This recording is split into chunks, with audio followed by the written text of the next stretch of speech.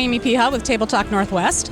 We are at the 17th annual Taste Washington event, where there's more than 225 Washington wineries pouring their best today. And we're here with, when I worked with the Washington Wine Commission, I was never allowed to say if I had any favorites. I couldn't play favorites, but I must say this is one of my favorite, I'm going to say favorite new Washington wineries, Kevin White.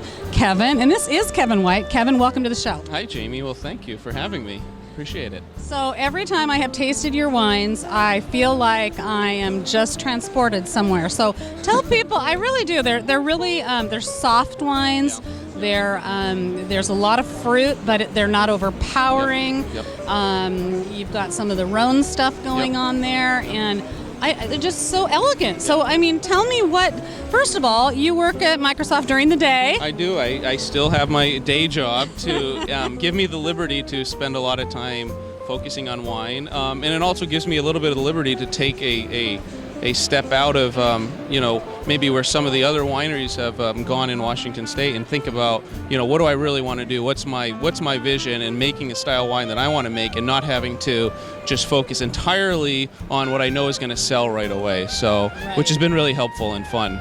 So in terms of making the decision, how involved in wine were you before you started your own winery? I came at it from a consumer perspective, and I moved out to Washington State in 2001 to work at Microsoft.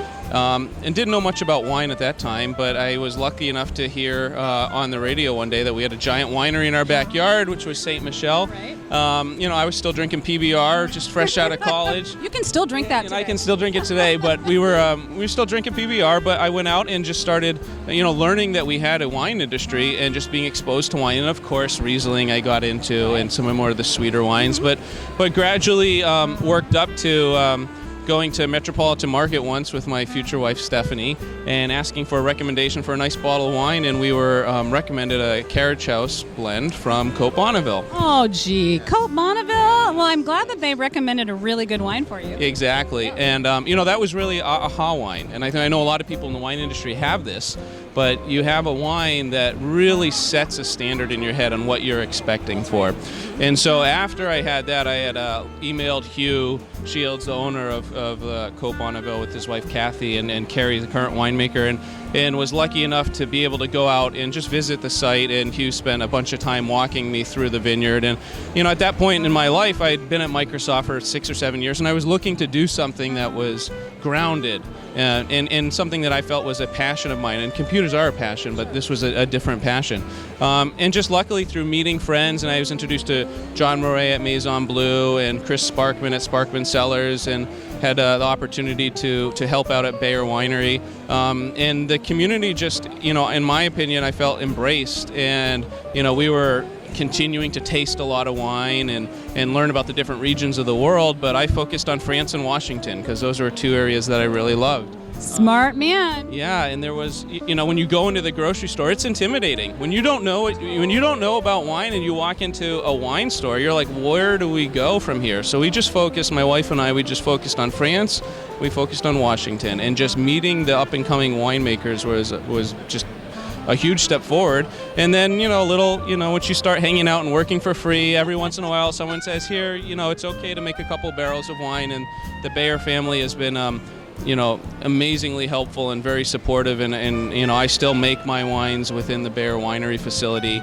Les and Lisa have just been awesome supporters, and I couldn't get going without them. But that's where the production is right now, and we'll see where it goes in the future. So.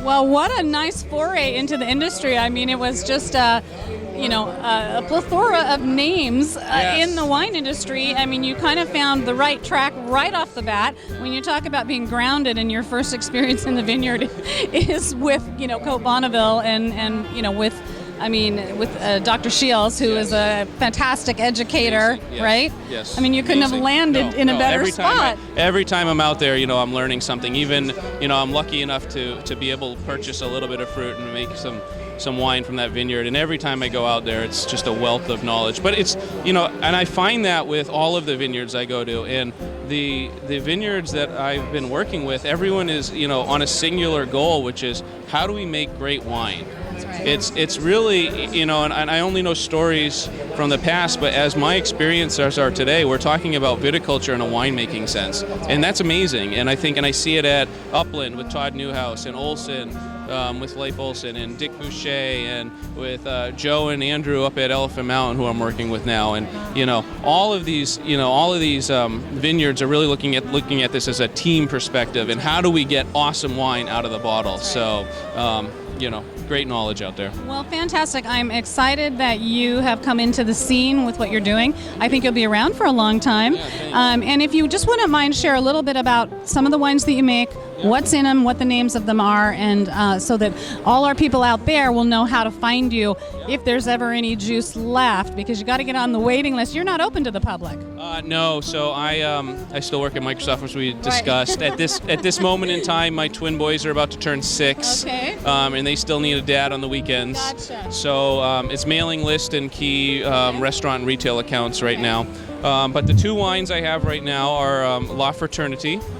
And that's a Grenache Mourvedre blend I do with grapes sourced from Upland and Olson Estates. And that was it's a yummy wine. You know, it's a wine that's meant to really showcase the fruit and good texture and mouthfeel. And you know, I was inspired by the Gigondes region of southern France, and you know, that's what we're going for. I don't know if we're there yet, but that's kind of the vision. And then my other wine is called En Hommage. The reason I chose En Hommage was in tribute. It's French for in tribute, and that was to really lay the groundwork on my first vintage for all those people I'd mentioned, for really helping me, you know, get out and get grounded in the wine industry. And this is a primarily Syrah-driven wine. This year's vintage, the 2012 vintage, which is releasing in May, is a 82% Syrah, and the remainder is a blend of Grenache and Mourvedre. And the big majority of that fruit comes from, again, Olson and Wallula, with Upland playing the side note with the Grenache. So. And if people want to get on your wine list, what is your website? Yeah, KevinWhiteWinery.com. It's hopefully pretty easy to find. Well, easy to find, and let me tell you, get on this list. It's totally worth it. The wines are fantastic. Kevin, thank you so much for joining us today. It has been my pleasure. Thanks, Jamie. Appreciate it.